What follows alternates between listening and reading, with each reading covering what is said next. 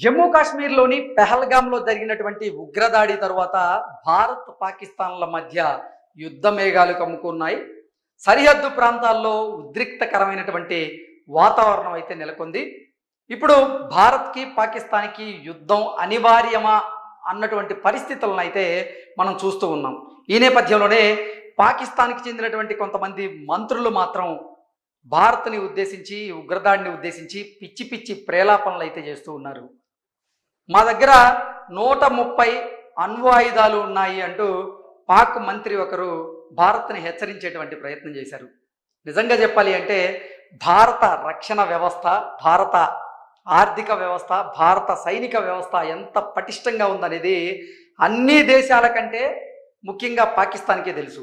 తెలిసినప్పటికీ వారిలో ఉన్నటువంటి భయాన్ని కప్పుపిచ్చుకునేటువంటి ప్రయత్నంలో భాగంగా వారు భారత్ మీద బెదిరింపులకు హెచ్చరించే ప్రయత్నానికైతే దిగుతూ ఉన్నారు. అందులో భాగంగా చూసుకున్నట్లయితే ఒక మంత్రి మా దగ్గర 130 అణ్వాయుధాలు ఉన్నాయి, అవి ఎప్పుడైనా భారత్ వైపు దూసుకెళ్లేందుకు సిద్ధంగా ఉన్నాయి అంటూ ఆయన పిచ్చి పిచ్చి ప్రేలాపనలు అయితే చేశారు. అసలు భారత్తో పోలిస్తే పాకిస్తాన్ యొక్క ఆర్థిక వ్యవస్థ ఎంత సంక్షోభంలో ఉంది, అసలు పాకిస్తాన్లో సైనిక వ్యవస్థ ఎలా ఉంది, పాకిస్తాన్ ఒకప్పుడు ఎలా ఉండేది, ఇప్పుడు ఆర్థికంగా ఎటువంటి సంక్షోభాలను ఎదుర్కొంటుంది, వాటికి గల కారణాలు ఏంటి అనేది పూర్తి స్థాయిలో మనం గనక విశ్లేషణ చేసుకుంటే ఒకసారి మనం చూసేటువంటి ప్రయత్నం చేద్దాం.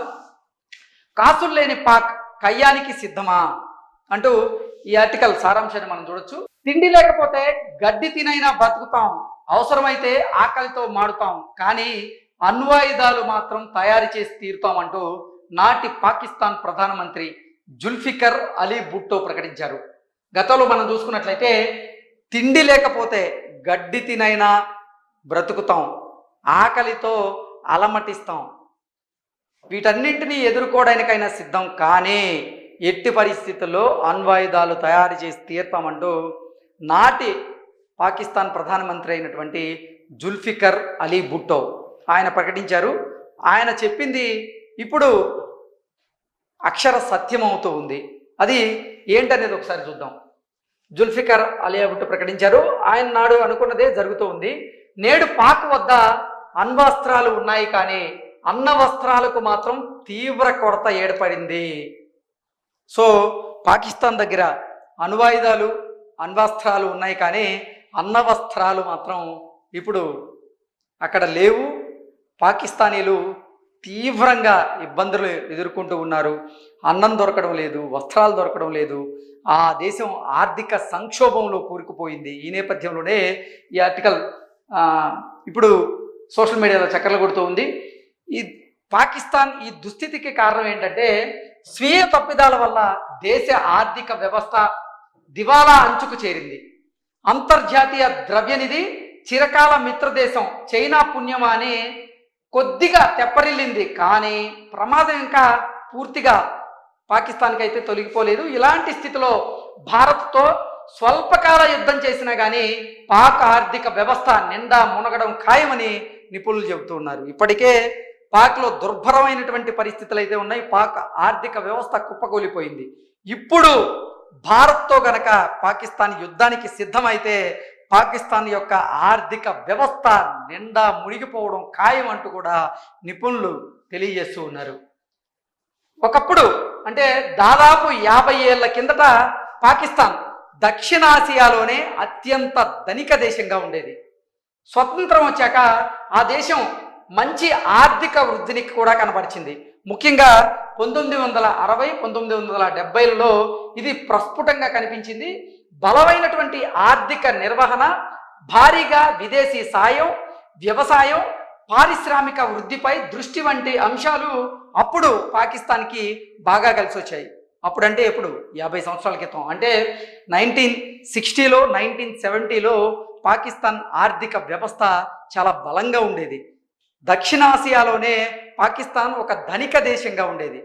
ఇప్పుడు మాత్రం అసలు పరిస్థితి ఏంటనేది ఒకసారి మనం చూసుకుంటే నేడు పాక్ దక్షిణాసియాలోనే అత్యంత పేద దేశాల్లో ఒకటిగా మారింది. దానికి కారణం ఏంటంటే దుష్పరిపాలన, అలాగే ఉగ్రవాద సంస్థలను ప్రోత్సహించడం, పదే పదే పదే పదే భారత్ మీద వాళ్ళు గిల్లి కజ్జాలకు దిగడం, ఇవన్నీ కారణం. దుష్పరిపాలన, సైనిక నియంతలు, సీమాంతర ఉగ్రవాదాన్ని దేశ విధానంగా మలుచుకోవడం, భారత్తో గిల్లి కజ్జాలు, ఖరీదైనటువంటి ఆయుధ పోటీ వంటివి ఈరోజు పాక్ ఈ దుస్థితికి కారణంగా మారాయి. కోవిడ్ మహమ్మారితో కుదేలైనటువంటి పాక్ ఆ తరువాత పుంజుకోవడంలో విఫలమైంది. ఆర్థికంగా నిలదొక్కుకోవడంలో ఆపసోపాలు పడుతూ ఉంది. మాజీ ప్రధాని ఇమ్రాన్ ఖాన్ను జైల్లో పెట్టడంతో మొదలైనటువంటి రాజకీయ సంక్షోభం బలూచిస్తాన్లో ఏర్పాటువాదానికి తోడు ఆర్థిక సవాళ్లు ఆ దేశాన్ని తీవ్రంగా దెబ్బతీస్తూ ఉన్నాయి. మనం చూడొచ్చు, నిజంగా పాకిస్తాన్లో ఆర్థిక వ్యవస్థ కుదేలయ్యేటువంటి పరిస్థితి అయితే ఆల్మోస్ట్ ఆల్ ఉంది. ఏదో చైనా, మిత్రదేశమైనటువంటి చైనా కొంతలో కొంత సపోర్ట్ ఇవ్వడం వల్ల కొంచెం నిలదొక్కుకోగలుగుతుంది, కానీ ఆర్థికంగా ఇప్పుడు కూడా ఒడిదుడుకులను అయితే ఎదుర్కొంటూ ఉంది. ఆర్థిక వ్యవస్థ పాకిస్తాన్ది కుదేలైపోయింది. దీనికి తోడు బలూచిస్తాన్ లిబరేషన్ ఆర్మీ ఇప్పుడు వారు స్వతంత్రం కోసం పోరాడుతూ ఉన్నారు. ఈ నేపథ్యంలోనే పాక్కి వ్యతిరేకంగా వారు పోరాటం చేస్తూ ఉన్నారు. అందులో భాగంగానే బలూచిస్తాన్ లిబరేషన్ ఆర్మీ నిన్న పాక్ సైన్యం మీద దాడికి పాల్పడింది. నిన్న బలూచిస్తాన్ లిబరేషన్ ఆర్మీ చేసినటువంటి దాడిలో 10 మంది పాకిస్తానీ సైనికులైతే మృత్యువాత పడ్డారు. సో ఈ పరిస్థితులన్నీ కూడా ఈరోజు పాకిస్తాన్ దుర్భరమైనటువంటి ఆర్థిక వ్యవస్థను ఎదుర్కోవడానికి కారణమయ్యాయంటూ కూడా ఈ ఆర్టికల్ సారాంశం.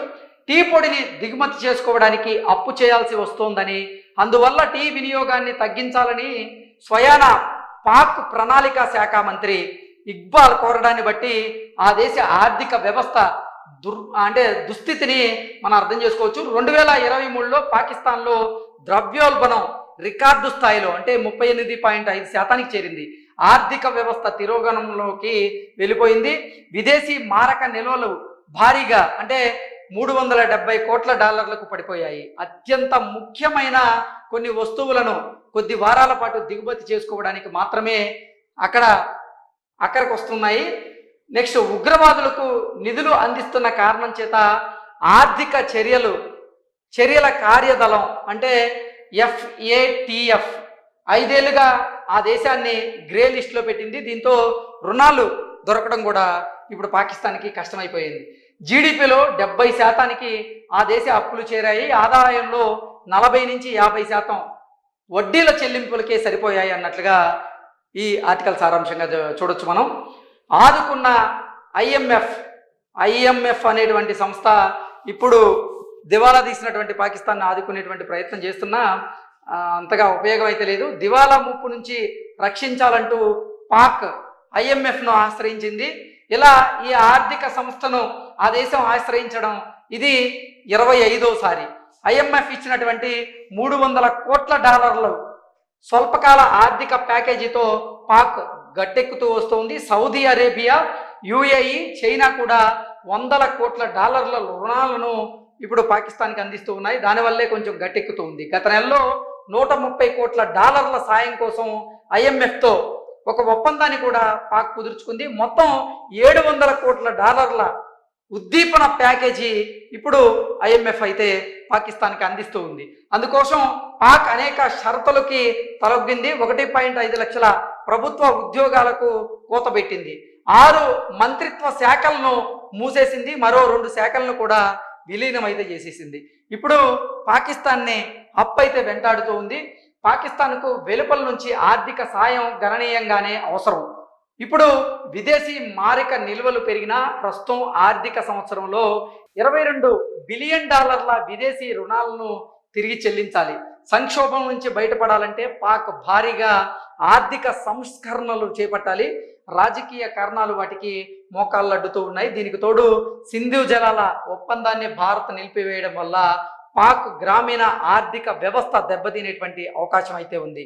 ఇలాంటి పరిస్థితుల్లో భారత్తో సైనిక ఘర్షణ పాకిస్తాన్కు అవాంఛనీయం అంటూ కూడా ఈ ఆర్టికల్ సారాంశంగా మనం చూడొచ్చు. ఇన్ని రకాలుగా పాకిస్తాన్ ఆర్థిక వ్యవస్థలో దుర్భరమైనటువంటి పరిస్థితిని ఎదుర్కొంటూ ఇప్పుడు భారత్తో యుద్ధానికి కయ్యానికి సిద్ధమైతే ఇక పాకిస్తాన్ పరిస్థితి ఎలా ఉంటుందనేది పాకిస్తానీలకే కాదు మనం కూడా ఒక అంచనాకైతే రావచ్చు.